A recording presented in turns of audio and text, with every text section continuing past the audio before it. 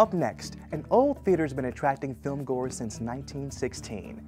We caught up with the theater's director and found out how she's managed to maintain the theater's historic charm while fully embracing the digital age.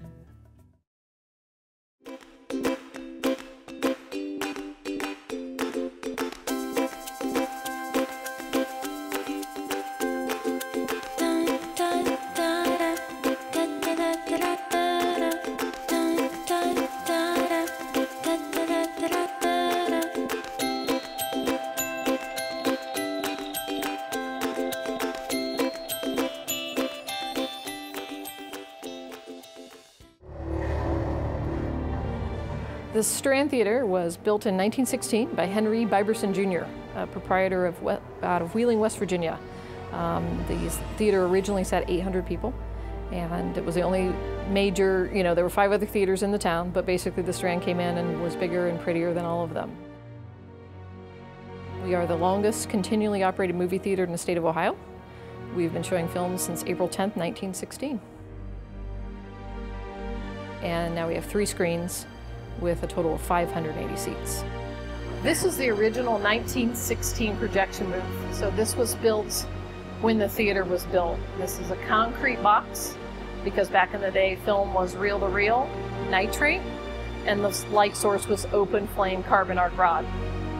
So this was a very dangerous profession back in the day. There used to be a toilet in here and a sink because once you came to work as a projectionist, you didn't leave. We are 100% first run. Digital conversion took place a year ago here in Delaware, Ohio. We are 100% digital. It was an expensive conversion. We took out basically a $200,000 loan for our 3 screens to be converted to digital. This is how the film arrives these days.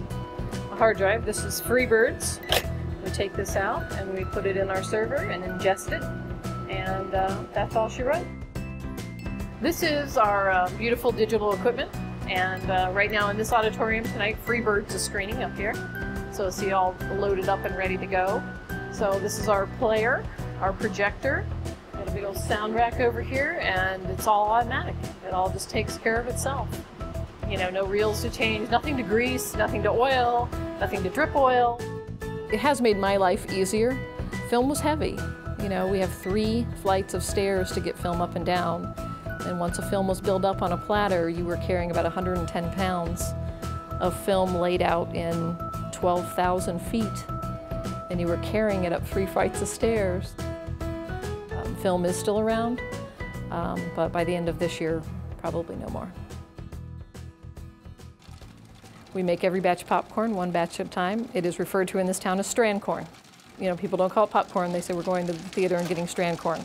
We at least once or twice a night, every night of the week, have people walk in off the street and take it home.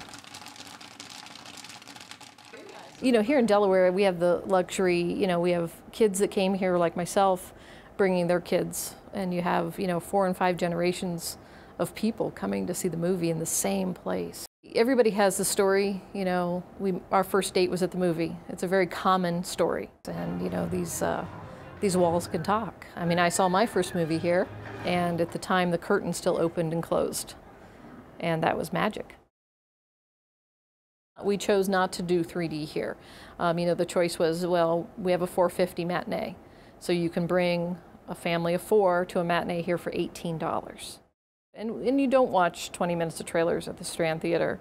We do have people that show up for the first time 15 minutes past the show time, and you say, I'll sell you a ticket, but I'm sorry you've missed 10 minutes of the movie, and they get a little indignant and angry, but then they realize, oh, they came to see the movie. And people like trailers, so we do 2 or 3, because people like that, but you're not going to waste 20 minutes of your time.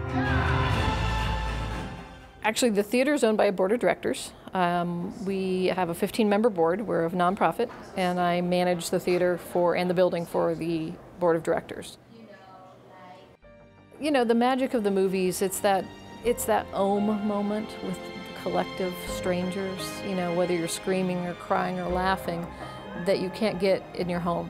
There's nothing better than creeping in the theater at that pivotal moment in the film to listen to the crowds laugh or scream or cry.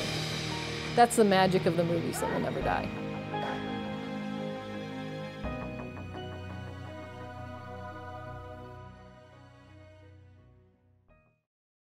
And that wraps it up for this edition of Detroit Performs. As always, for more arts and culture, head to DetroitPerforms.org, where you'll find featured videos, blogs, and information on upcoming arts events. Also, don't forget to like us on Facebook and Twitter. I'd like to thank the Detroit Puppet Theater for letting us discover all they have to offer. Next time you're looking for some entertainment in the Detroit Theater District, check out a show here. Don't forget, they have 11 unique shows and they perform all year long. Until next Tuesday, get out there and show the world how Detroit performs, y'all. I'm DJ Oliver. Thanks for watching, guys.